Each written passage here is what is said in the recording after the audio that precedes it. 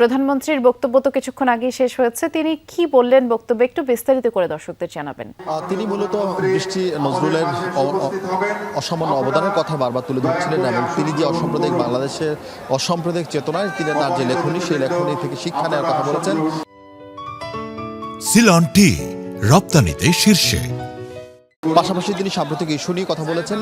শিশু রামিসার যে হত্যাকাণ্ড সেই হত্যাকাণ্ডের বিষয় নিয়ে প্রধানমন্ত্রী স্পষ্ট জানিয়েছেন তার সরকার আগামী 1 মাসের মধ্যে এই হত্যাকাণ্ডের বিচার করবে এবং সর্বোচ্চ শাস্তি পাবে বলে আশাবাদ ব্যক্ত করেছেন। তিনি বলছেন যে ধর্ষক যে হত্যাকারী তিনি সর্বোচ্চ শাস্তি পাবেন বলে তারা সরকার প্রধান বিশ্বাস করেন এবং আগামী 1 মাসের মধ্যে সেই বিচারের কাজ সম্পূর্ণ করা হবে সেই ঘোষণা তিনি দিয়েছেন। এবং এর পাশাপাশি এই ত্রিশালে যেহেতু কবির স্মৃতি বিজড়িত এলাকা, ফলে এই ত্রিশালকে নজরুল সিটি হিসাবে করার এক ধরনের দাবি ছিল এখানকার স্থানীয় বাসিন্দাদের এবং সেই দাবির পক্ষে প্রধানমন্ত্রী সায় দিয়েছেন। তিনি সংস্কৃতি মন্ত্রণালয়কে এই বিষয়ে সম্ভবত যাচাই করার জন্য নির্দেশ দিয়েছেন এবং সেটি যাচাই করার পর খুব অল্প সময়ে এই ময়মনসিংহের ত্রিশালকে নজরুল সিটি হিসাবে ঘোষণা করা হবে। এর বাহিরে 2 জন সাহিত্যিককে নজরুল পুরস্কার দেওয়া হয়েছে এবং সেই পুরস্কার তিনি প্রধানমন্ত্রী তুলে দিয়েছেন।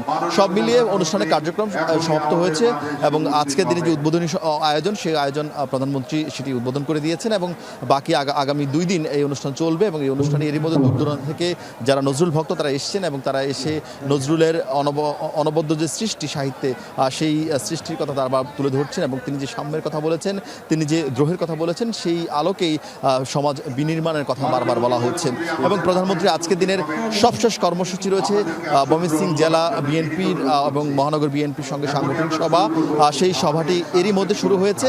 সেই সভায় গণমাধ্যমের প্রবেশের অনুমতি নেই, ফলে সেটি একান্তই তাদের দলীয় যে কার্যসূচি সেই কার্যসূচির অনুযায়ী সঙ্গে তিনি কথা বলছেন। বৃষ্টি।